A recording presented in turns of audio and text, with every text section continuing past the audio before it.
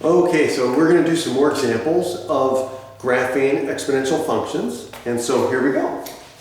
So we're going to graph reflections and translations. So again, this goes back to understanding the basic function, understanding in this case how an exponential function works. So again, you're going to have to know those characteristics.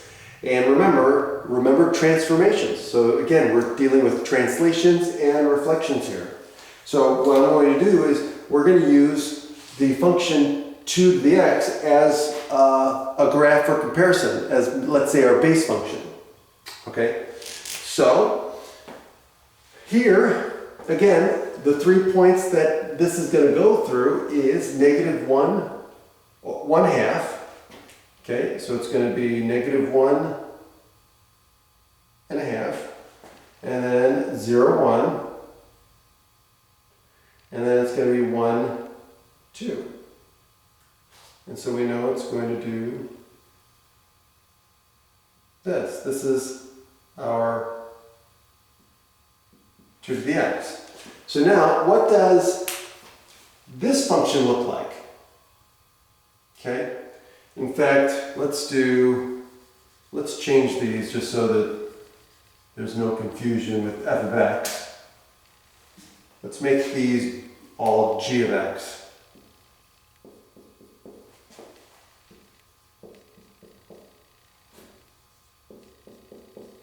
Okay.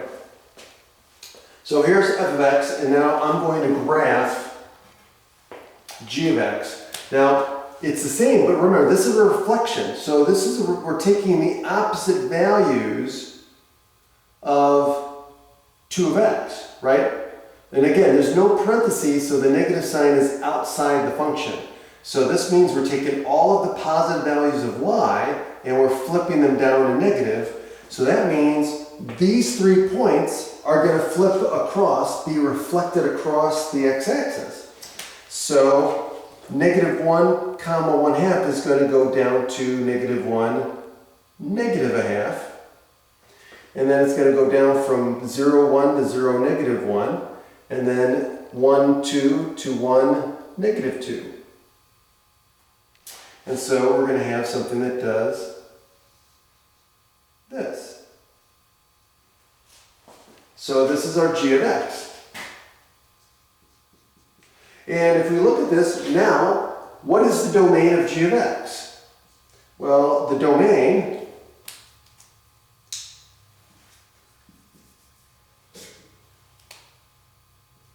is still all real numbers.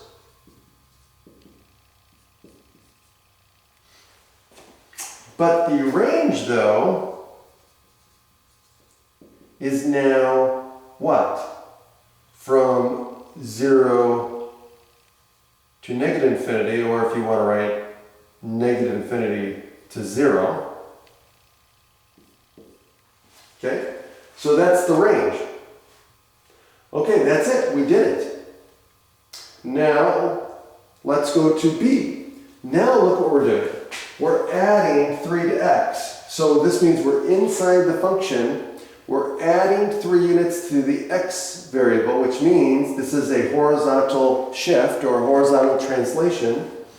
And so this is going to be what? This is going to move our f of x, what? 3 units to the left. Okay? So again, let's plot our f of x.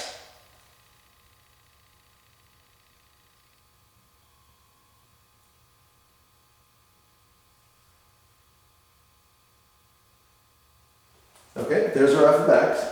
And so that means we're going to take f of x and we're going to shift it 3 units to the left, which means 1/1/2 is going to move to what? Or -1, 1/2 is going to move to 1, 2, 3, -4.5. And then 0, 0, 1 is going to move to -3, 1. And then 1, 2 is going to move to what? -2, 2. And so our graph moves to there. And so this is our g of x. Now, in this case, the domain and the range don't change. Okay? So the domain is still all real numbers. So I'm going to write it this way this time. And the range is from 0 to positive infinity. Now for part C, let's see what's going on with part C. Now with part C, we have both a horizontal translation or shift, and we have a vertical, because now we're subtracting 1 outside the function. So this affects y, the y values. So this is a vertical shift down 1 unit. So now let's, again, plot our original function. So it's going to be negative 1 1/2. Negative 1 1/2, 0, 1, and 1, comma 2.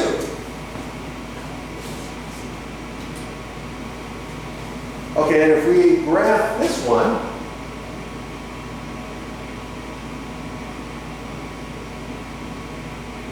so there's our base function. And so now let's graph this one. So what does this mean? We're going to shift 2 units to the right and 1 unit down. So this point here is going to go 2 right, 1 down. So we're going to go 2 right, 1 down. So this is going to go to here. And then 0, 1 is going to move 2 units to the right, 1 unit down. Oh, hold on a second. Did I mess up? Oh, I messed up here. 2 units to the, 2 units to the right. 1, okay, yep, I didn't plot that one right. Okay, so that's where that one goes. So it's going to go to 1, comma 1/2, negative 1/2. And then this is going to go 2 units to the right, 1 unit down. So that's going to go to 2, comma 0. And then this one's going to go 2 units to the right, which is going to go to negative 3. And 1 unit down, which is going to go to 1. And so, but in this case here, also, you can't remember, you can't forget the horizontal asymptote. The horizontal asymptote is also going to shift down 1 unit. So now, the horizontal asymptote is at y equals negative 1. And so that means this graph is going to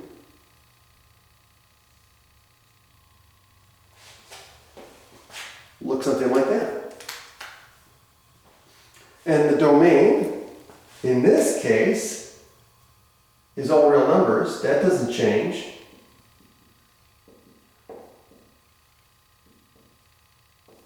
But the range does change, because now the range is everything above y equals negative 1. So it's going to go from negative 1, not negative infinity. It's going to go from negative 1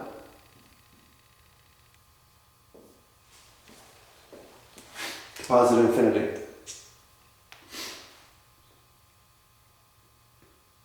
And that's it. There's nothing else to it. Until next time, have a great day.